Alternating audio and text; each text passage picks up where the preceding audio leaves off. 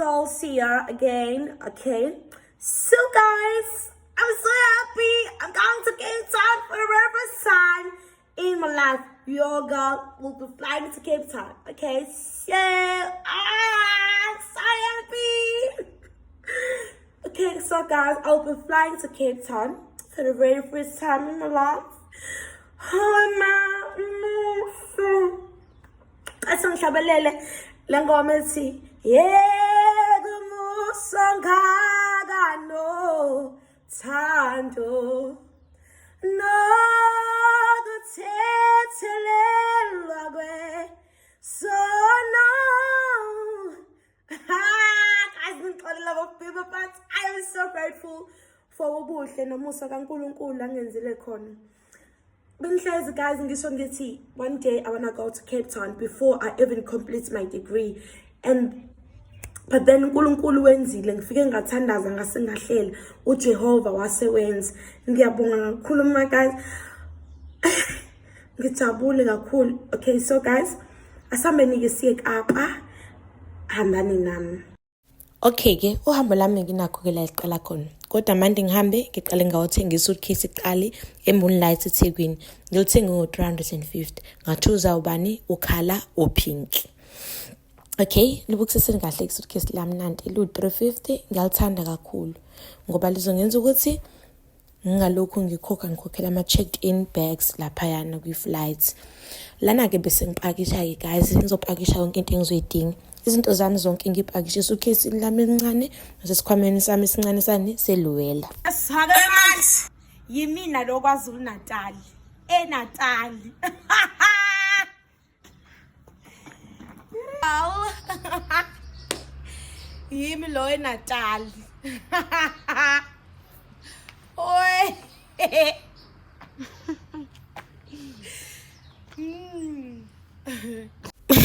Lana ke bese sendleleni ke bheke airport. In fact sengifikile airport cause nakho yimi lona sengicheckinile ngabhoda.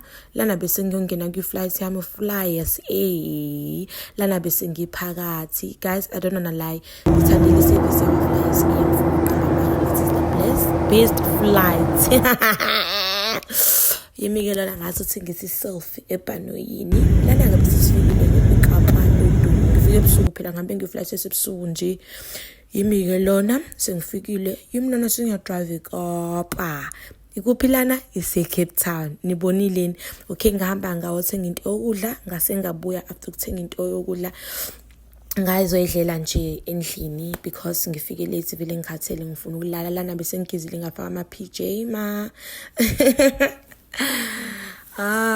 Okay, kahle eminyami yini unpack noma kwenzani nama ngazi kahle ukuthi ngenzani. Kodwa into engiyaziyo ukuthi ngifuna ukubeka kahle izinto zami zibe in order, ukugcoba ama cosmetics ngiwabeke ngenhla ngiwabeke kodwa uyabona nje ngifuna ukwenza izinto kanjalo nje khona impahla sengigqokile ngcolile ngibeke zodwa futhi nazo ebese ke ngikhipha into engizoyigqoka ekseni uma sengihamba. Nizobona ke kusasa ukuthi ngiyaphi. Ngiyadlala guys, ngizohamba nje ngiyele kwi quad biking, ngiye kwi 1 hour boat cruise. Yeah, izona izinto engizozenza lezo namhlanje mangicabanga kusasa mangicabanga. Kodwa inkinga yami anginayo isho yazi guys ukuthi ngizogqokani. Even ngisho i-glass weave angazi ukuthi ngizogqoka yiphi, kodwa ke sizobona. Ama weave ngaphethe nanka ngiphethe ama curls amnyama ayi1 way ayi-glueless. Kade ngagcina ukwasebenzisa azayisitshiqibu angabazi ubanjani uNkulunkulu amangabazolungisela yini. Ngaphinde ngaphatha nani nama curls ayi-fringe. Njani lo mbala? Yo angazi sizeni. Hey guys, sinenkinga ke ngabe ikama. Khona amakama nabo lamakama ukama ama weave ngama fringe. Ingabe ngiliphethe yini simakade. Mina ngazi kahle ukuthi ngizoba yini. Ngase ngizoba inhlekise abantu ngoba ngase ngizohamba nekhandi lami. Naye ke lo yami ngiyiphethe i-curl bars engizoyisebenzisa kuma curls wami. It is the best. Shame selokhu ngathi ngama curls ngisebenzisa wona ngiyithanda. Ave iwavusa ama curls ami avele nje aba umsakazo. Yo engabe ngizogqokana kusasa. okay angilaleki. Yimi ke lona kakusengisekwenzile ama-kills ami ngawavusa ngi-kill boss. Niyabona ukuthi asenjani guys, I am so obsessed ngama-kills ami. Ayibo morning. So oh guys, yeah, I'm in Cape Town. Good morning. Yeah. Yeah. Again guys, it's me, Wazan, in mini room tour. Okay, so kitchen ikeleli niyalbo.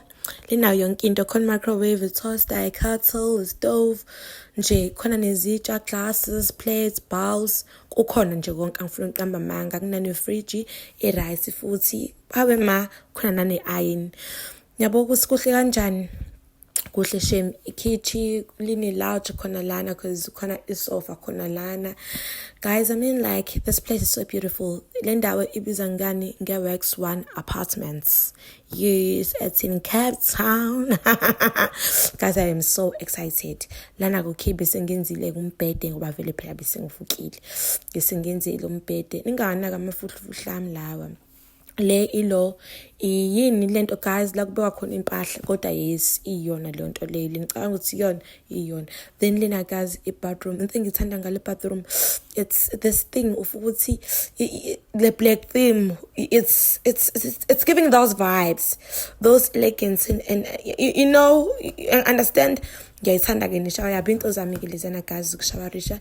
Then yimina ke lona sengi ready for kuhamba. Ngibonile esibukweni bekumuhle kanjani, bekune marathon ke eCape Town guys. Yo bekunzima ukuhamba mfana nami ngilade ngiyakhona kodwa ngigcine ngihambile. Niyangibona sengibheke kuphi endleleni yami yakuphi kwi-breakfast, ngiyadla i-breakfast. Then I chose one of the restaurants ebizwa ngani, ibizwa ngani the restaurant, it says the Paul Restaurant, Paul Restaurant. Then I give menu yakhona ke nakho ke ngikhetha ukudla mina for breakfast. Ngithe ngifuna nokusastay ngiyosanyama naqeda lapho ngathi ngicane ngiphisa umuthi.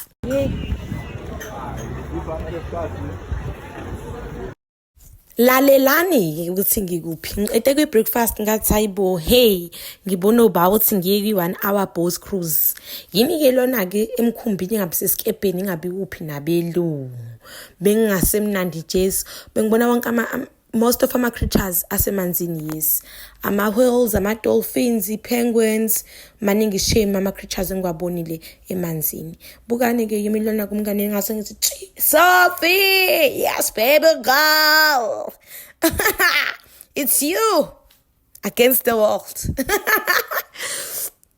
Guys, angifuna mama ngashembe kumnandi kwi-boat cruise.